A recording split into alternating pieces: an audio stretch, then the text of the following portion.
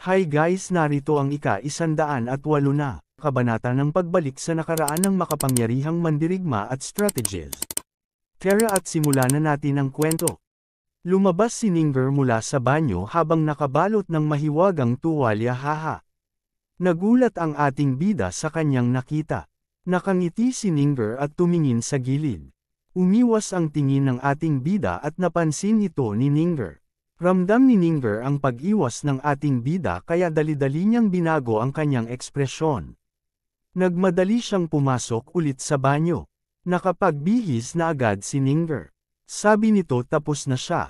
Nakangiting saad ng bida. Mayroon ka ng God-level growth rate Dragon Bloodline Demon Spirit. Dapat mo munang i-integrate ito. Tumugon ng pagsang-ayon si Ninger. Ito ay isang namangha si Ninger sa kanyang nakita. Sinimulan niyang gamitin ang bagong God-level growth rate Dragon Bloodline Demon Spirit. Nakangiti lang ang ating bida habang pinagmamasdan si Ninger sa ginagawa nitong paggamit sa bagong Demon Spirit.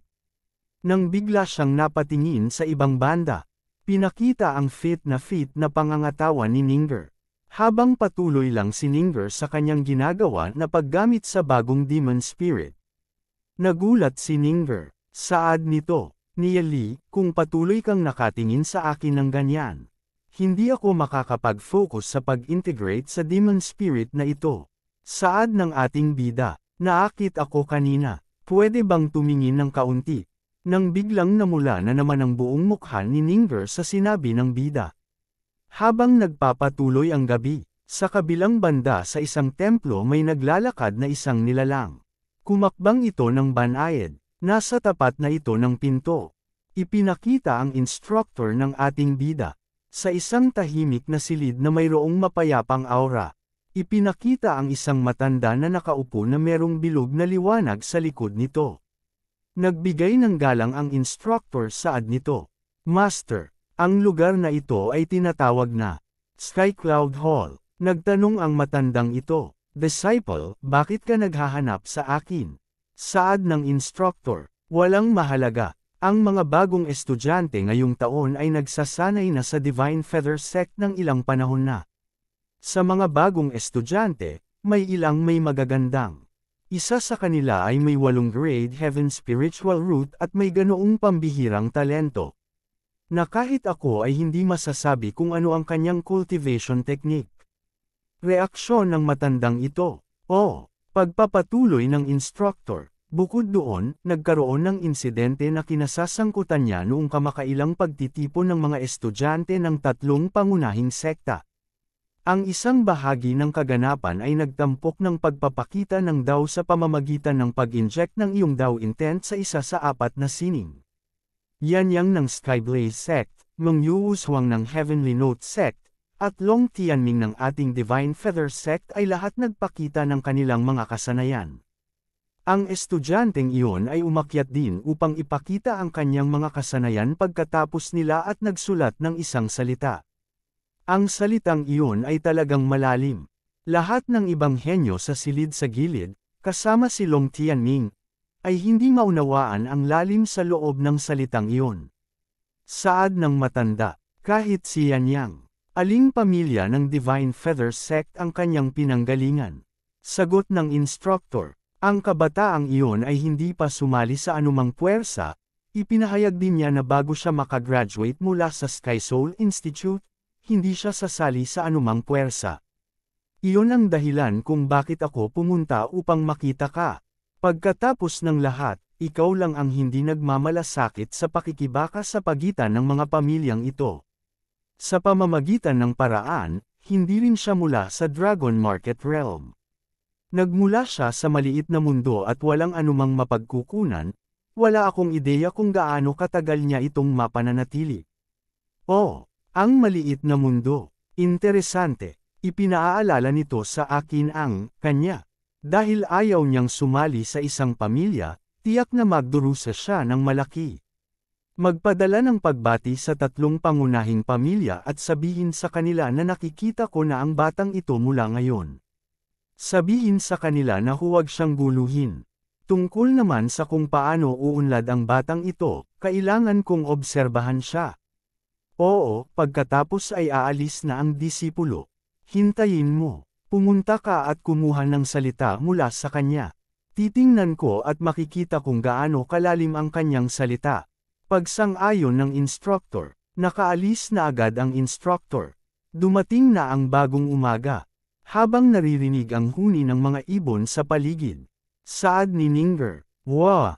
Ang lakas ko! Nakangiting saad ng bida. Haha, syempre, ito ay isang mutated dragon bloodline demon spirit pagkatapos ng lahat. Nagtanong si Ninger. Nag-merge na rin ba si Niali sa isa? Syempre, Lu Piao at ako. Biglang may tumawag sa ating bida. Lumingon ang ating bida pagkarinig niya nito. Nagmamadaling tumatakbo si Lu Piao habang tinatawag ang ating bida. Bagbog ang mukha nito. Nauutol-utol na saad nito. Xiaozu Sheshi. Fu. Nagtanong ang bida. Anong nangyari sa kanya? Patawa-tawang tugon ni Lu Piao. Xiaozu, let me touch. Dagdag na tanong ng bida. Touch? Touch what? Ito ay isang shonen comic kaya kailangan nating panatilihin ito sa mga limitasyon. Pinahintulutan niya akong hawakan ang kanyang mga kamay. Asar na tingin ng bida. Biglang kinutonggan ng bida si Lu Piao sabay sabi nito. Gaano na ba kayo katagal na engaged? Kamay lang naman iyon, ano bang masaya doon? Masayang tumatawa si Ning habang nakikita ang dalawang loko. May ibinulong ang ating bida kay Lu Piao. Sabay tawan ito. Saad naman ni Lu Piao, sigurado ka ba? Sabi ng bida, oo naman, sabay tulak na ito kay Lu Piao. Sige, gawin mo na. Napabuntong hininga si Lu Piao. Naging lalaking lalaki ang mukha nito. Naglakad na ito papalayo, at biglang pumasok sa isang silid. Nakangti lang ang bida habang pinagmamasdan ito. Nagtanong si Ninger, Niali, ano ang sinabi mo sa kanya? Nakangiti ang bida. Hehe, ay, maririnig ang sigaw sa isang kwarto. Ano ang ginagawa mo? Ano? Nagulat ang ating bida. Wala naman. Sa kabilang banda, ipinakita ang tulog na si Jindan. Saad ni Ninger, may kakatok sa pinto. Sabi ng bida, si Xiaoyu siguro ay nakabalik na. Bakit siya kakatok sa pinto? Hehe, si Xiaoyu siguro ay hindi alam na nandito ka. Ninger, gusto mo bang magtago? At takutin siya. Pagbukas ng bida ng pinto, bigla itong ngumiti. Nagtaka ang ating bida dahil may mga tao sa labas ng kanilang tinutuluyan. Nagtanong ang isang lalaking ito. Ikaw ba si Niali? Sumagot ang ating bida. Oo, bakit? Ayaw kong bumili ng kahit ano.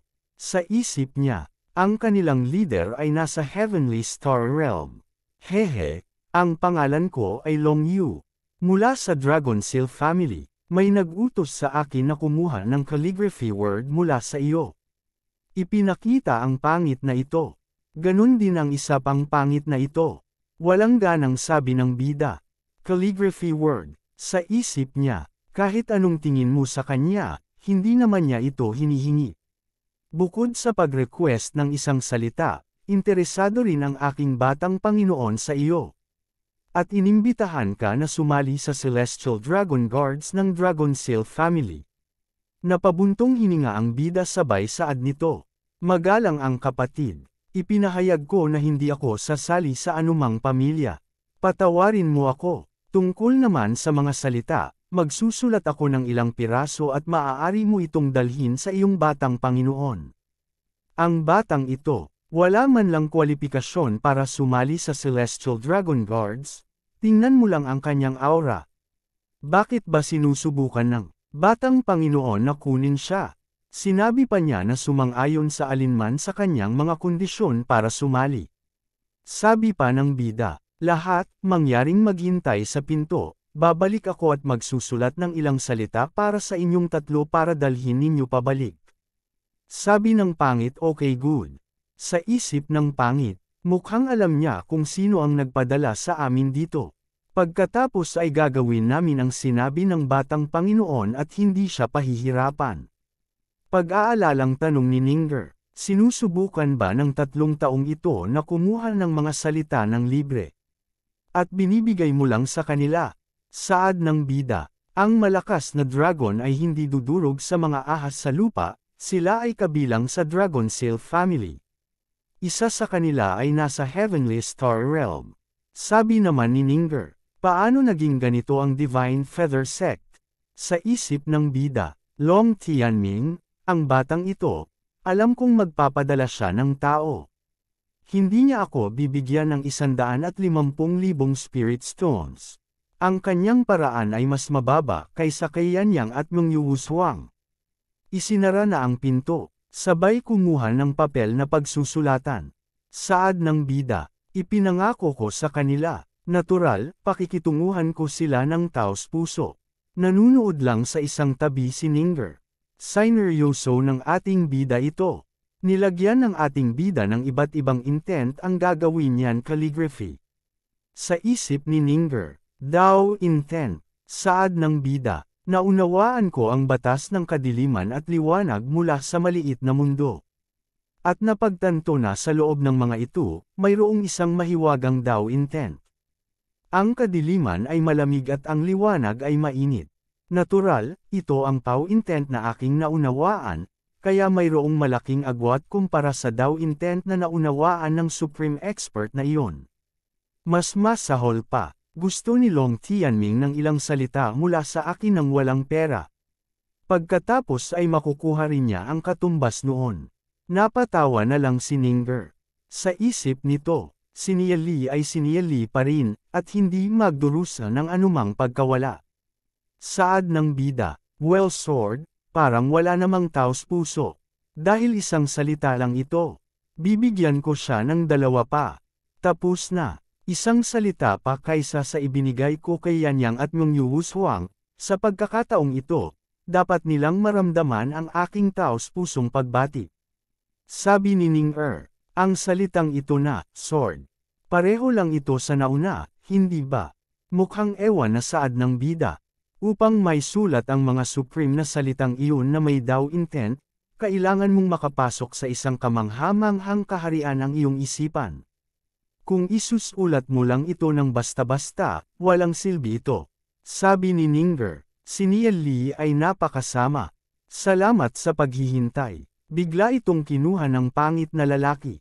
Agad itong binuksan. Nagtaka ang pangit na ito dahil wala siyang naramdaman na kahit ano. Sa isip ng pangit na ito, mayroon lamang bakas ng Dao intent. Walang espesyal. Nasa Heavenly Star Realm na ako ngayon. Hindi ko ba maunawaan ang malalim na intensyon sa loob ng mga salitang ito? Papaalis na ang pangit. Okay, let's G0. Sabay pagsang-ayon ng 2 pangit. Saad ni Ninger, ang taong iyon ay napakabastos. Nakangiting sabi ng bida, binibigyan ko naman siya ng pekeng salita. Sino ang nagmamalasakit? Dagdag pa ng bida, bakit hindi pa bumabalik si X Iota A Omicron U? Siguro ay hindi siya sumama sa mga magaganda, tama ba? Saad pa ni Ninger, talaga, sabihin mo sa akin ang tungkol dito. Nang biglang may kumatok, agad pumunta ang bida dito sabi nito. Binanggit lang natin siya, at nandito na siya. Siguro ay nakasalubong pa niya si Long Yu sa inner entrance. Tama, mayroon ba? Binuksan ang bida ang pinto habang nakakangiti.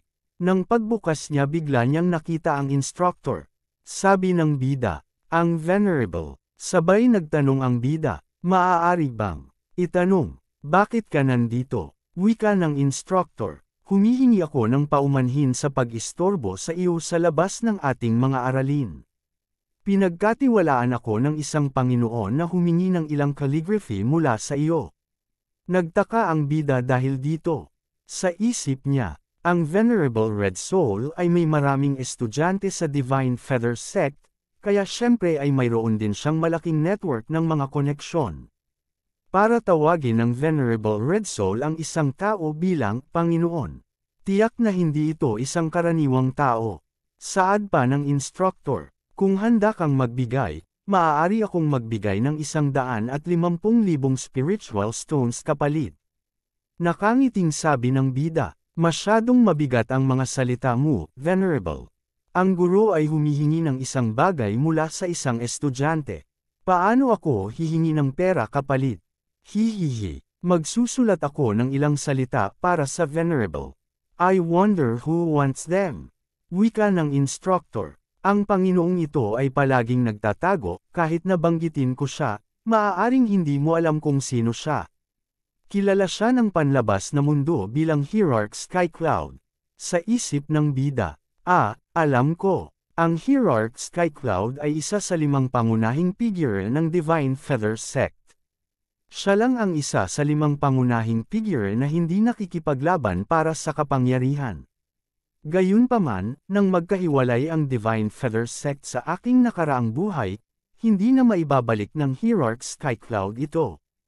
Bukod dito, tumanda na siya noon at ang kanyang cultivation ay unti-unting bumaba. Sabi ng bida, dahil gusto ng Panginoong iyon ang aking mga salita, siyempre gagawin ko ang aking makakaya para magkaroon ng isang bagay na sulit ipakita sa kanya ang Venerable.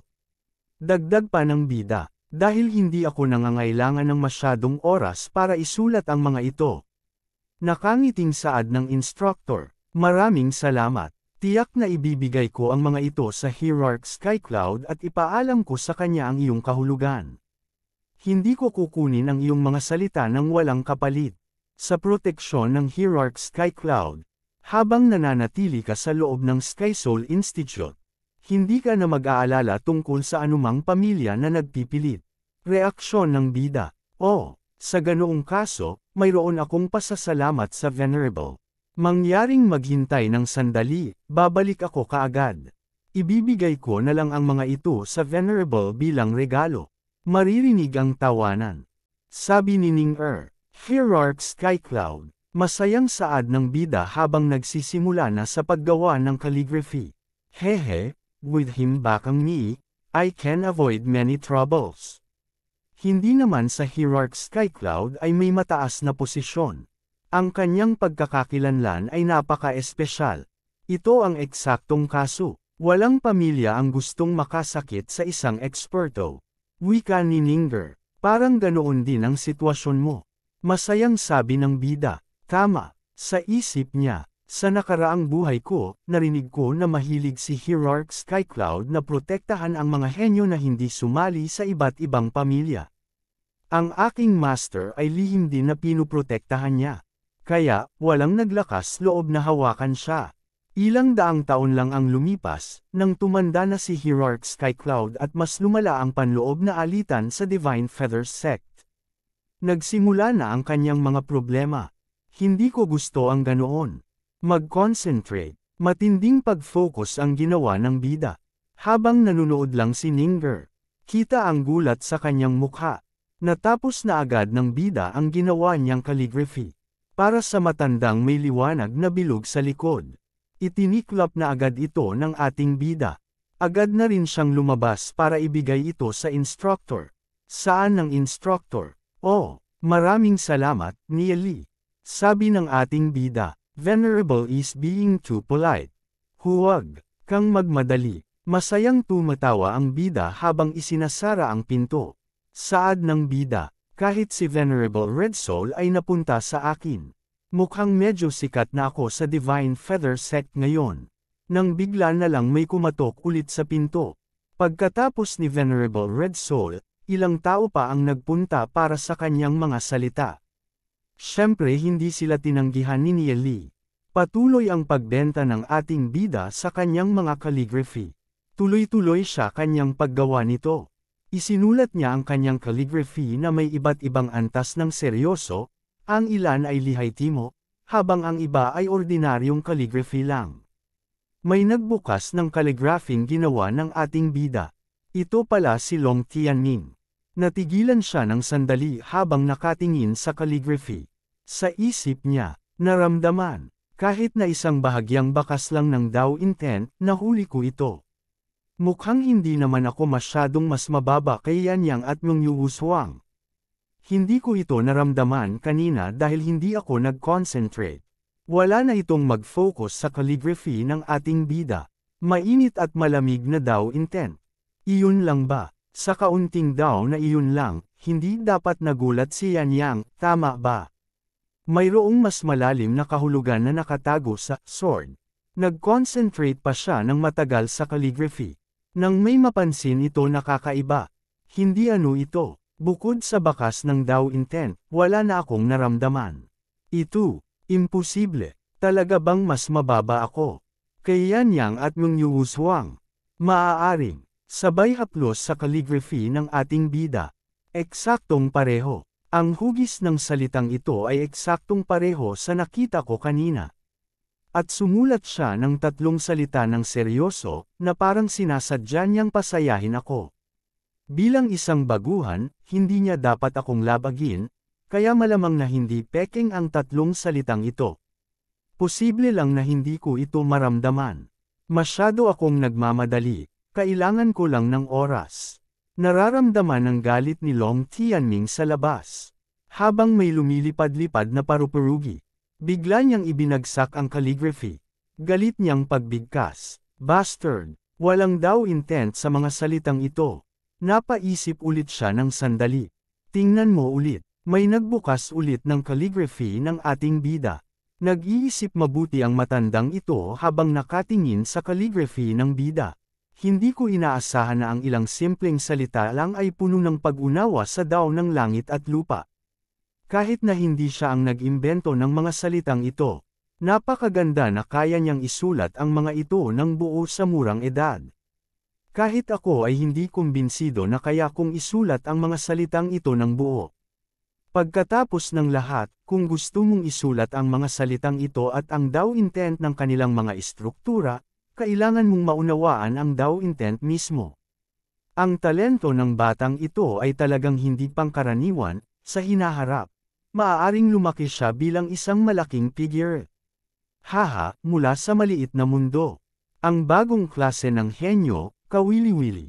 Ang maliit na mundo ay talagang isang lugar kung saan ipinanganak ang mga henyo. Tatanungin ko kung kaya bang lumaki si Nia Li na katulad ng kanya. Wika ng bida. Sa wakas, wala ng bisita. May nilabas na isang scroll ang ating bida. Napansin ito ng goddess. Tinawag ng goddess ang ating bida sabay nagtanong ito. Ano ito? Sabi ng bida. Ang bagay na ito ay tinatawag na ang Myriad Miles Rivers and Mountains Painting. Ninger, Big Sister Yuyan, protektahan ninyo ako. Gusto kong basagin ang mga pattern ng seal inscription sa painting. Nagtaka si Ninger. Sa isip niya, ang bagay na ito ay napunta sa kamay ni Nia Li. At ngayon gusto ni Nia Li na basagin ito. Kahit ang mas mataas na tao na nagbenta nito ay hindi nakabasag sa mga gamit nito. Saad pa ng bida. Kung may pumasok, sabihin mo lang na wala ako dito. Pakiusap. Wika ni Ninger. Naiintindihan ko. Babantayan ko ang labas, at si Big Sister Yuyan ay pwedeng manatili sa loob. Sabay pagsang-ayon ng goddess habang lumapit kay Jindan. Nakatingin lang ang ating bida sa scroll. Nang bigla itong lumapit, saad ng bida, wala akong maramdaman sa fighting. Ito ay isang myriad spiritual lock. Kailangan kong basagin ang panlabas na layer para mabasa ang tunay na paggamit ng painting. Pinagmasdan niya itong mabuti, at inobserbahan ang mangyayari.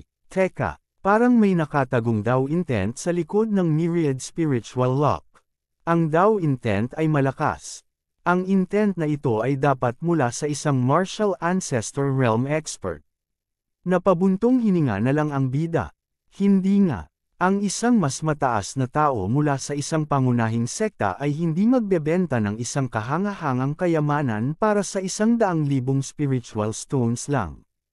Kahit na hindi nila alam kung paano gamitin ito, panatilihin nila ito sa ilalim nila. Iniwan niya ang kanyang Dao intent dito, kaya kaya niyang subaybayan ang kayamanan na ito anumang oras na gusto niya. Malamang na hinihintay niyang basagin ito ng isang tao at pagkatapos ay kukunin niya ito pabalik. Sa kabutihang palad, matalas ang aking pangunawa. Kung sino man ang ibang tao, maloloko siya. Kumuha ng panibagong papel ng bida. Sinimulan itong ilagay sa tapat ng painting. Kumuha ng kasing laki nito. At ibinalot na parang isang scroll na rin. Sabay binuksan niya ito at may napansin siya. Eksaktong pareho. Handa na ang scroll, ngayon ay oras na para sa pagpipinta. Inangat ng ating bida ang kanyang kamay. Pinalutang niya ang painting. Kumuha siya ng panulat, at sinimulan ng gayahin ang painting. Makalipas ang ilang sandali, makikita ang panibagong painting na ginawa ng bida. Ang larawan ay mukhang pareho. Ngunit ngayon, ito ay isang ordinaryong painting lang. Habang nakangiti ang ating bida sa kanyang ginagawa, hawak-hawak ang tinta na kanyang ginagamit. Nagsusulat na ang ating bida sa painting. Makikita ang mga lumiliwanag na pattern. Mas marami ng pattern ang nalagay ng ating bida. Ang dami ng mga layer ng inscription ay dapat sapat na, ngayon ang huling, spiritual lock. Nagliwanag ang pattern. Makalipas ang isang oras, hindi masama, ang ganap na peking. Naging matagumpay din akong ilipat ang Dao intent sa peking painting na ito. Makakahanap ako ng pagkakataon at ipapasabi ko sa mga tao ni Gubei na dalhin ang peking ito sa panlabas na mundo. At ipagawa ko sa kanila na magpanggap na nasugatan at ihulog ang bagay na ito, pagkatapos ay tumakas, sa ganitong paraan ang peking painting na ito ay mapupunta sa ibang sekta. Sa ganitong paraan, mahihirapan ang martial ancestor realm expert na hulaan ang lokasyon ng tunay na painting. Bukod pa rito, magiging problema kung makikita ng martial ancestor realm expert ang peking. At sino ang nakakaalam na maaari niyang subaybayan ang orihinal na painting kahit na inalis ko na ang Dao intent mula dito. Tiyak na hihintayin niya ng ilang sandali, pagkatapos ng lahat, gusto niyang basagin ang painting na iyon. Bilang karagdagan sa oras na kakailanganin niya upang subaybayan pabalik dito, magkakaroon ako ng maraming oras. Mas mainam na hayaan ang peking myriad miles rivers and mountains painting na lumipat ng kamay ng ilang beses. Sa ganitong paraan, magiging mas ligtas ito. Ang nakatagong Dao intent ay naayos na. Anong ibang mga paraan ang maaaring mayroon siya? Hinawakan ng bida ang painting. Ang orihinal na myriad miles rivers and mountains painting ay may mga bakas ng paghawak. Ito ay nagpapatunay na may nagtangkang. Buksan ang myriad spiritual lock. Nagkaroon din siya ng backlash mula dito. Kahit na ang spiritual lock ay hindi gaanong mahirap, at ang isang martial ancestor expert ay makakaramdam ng myriad spirit lock. Ngunit mayroong mas malalim na inscription na nakatago sa loob ng myriad spirit lock. Sa sandaling gusto ng isang tao na basagin ang paraan upang buksan ito ay mag-trigger ito ng iba pang mga inscription at magpapasigla ng rebounding energy. Kahit na siya ay isang martial ancestor expert, kung wala ang 50 hanggang 60 taon ng pag-aaral, ang pagtatangka na basagin ang mga pattern ng silang inscription ay simpleng paghahanap ng paraan upang magdusa. Gumugol ako ng daan-daang taon ng pag-iisa sa Temporal Demon Spirit Book. Patuloy na nag-aaral ng mga pattern ng inscription. Sinabi ng isang dakilang eksperto, tanging ang mga may kabutihan ang karapat-dapat sa mga kayamanan. Mali siya, sabay angat niya sa panulat. Sa halip, dapat ay, ang mga may kakayahan ay dapat karapat-dapat sa mga ito. Patuloy ang bida sa pagsusulat ng panibagong mga pattern sa painting. Ang enerhiya na nailabas mula sa painting ay napakakatakot. Hindi ko mapigilan. Patuloy ang pagliwanag. Tuloy-tuloy lang ang ating bida. Sa pagguhit ng mga pattern. Nang bigla na lang naglabas ng malakas na aura ang pattern. Malapit na itong matapos. Hindi ako dapat tumigil. Kung tumigil ako kahit saglit, ang mga pattern ng silang inscription ay agad na magsasara. Parang mababasag ang lahat ng buto sa aking katawan. Napasigaw na lang ang ating bida. Habang patuloy ang kanyang pagsusulat na hindi niya makontrol. Tapos na, sabay kuha niya sa kanyang daliri. Nang bigla itong damyugo, sabay tatak nito sa ginawa niyang mga pattern. Paglagay niya ng kanyang dugo dito, biglang tumahimik ang kapaligiran. Hingal na hingal ang ating bida. Gas! Sa wakas, napasuko ko na ang kapreng ito. Nakagawa na ako ng koneksyon sa painting. Hindi ko inaasahan na ang aking balat ay napakamatigas. Halos hindi ko mabaon ang aking ngipin. Natigilan ang ating bida. Habang nakatingin sa painting, hinawakan niya ito. Nang matagal, biglang lumabas ang isang scroll. Ang Myriad Miles Rivers and Mountains painting na ito ay karapat-dapat na tawaging isang sinaunang kayamanan. Ngayon ay naging soul form na ito at nagsama sa aking soul realm. Hanggat umiiral ang aking soul realm, ang painting ay susundan ako saan man ako magpunta. Kapag nawala ang aking kaluluwa, ang Myriad Miles Rivers and Mountains painting ay hahanap ng bagong may-ari. Bilang may-ari nito, maaari kong tawagin ito anumang oras. May ginawa ang ating bida sa painting nang bigla itong dahan-daang lumiwanag. Biglang hinaygo ang ating bida ng painting. Nagulat ang ating bida. Ito ay, sa loob ng Myriad Miles Rivers and Mountains painting. Mayroong talagang 10,000 milya ng mga ilog at bundok. Ang lugar na ito ay puno ng mayamang halaga ng banal na enerhiya, halos kapareho ng halaga ng isang spiritual well. Hindi lang ito isang independenteng espasyo, ito ay isang independenteng kaharian. Ngunit bilang karagdagan sa pagpapahintulot sa mga tao na pumasok at lumabas dito, wala bang ibang pag-andar ang painting?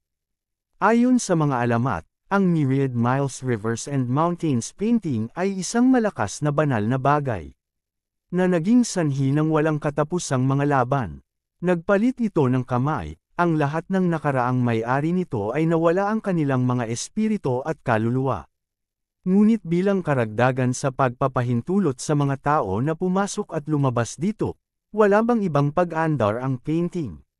Sa makatuwid, maaari itong ituring na isang malas na bagay.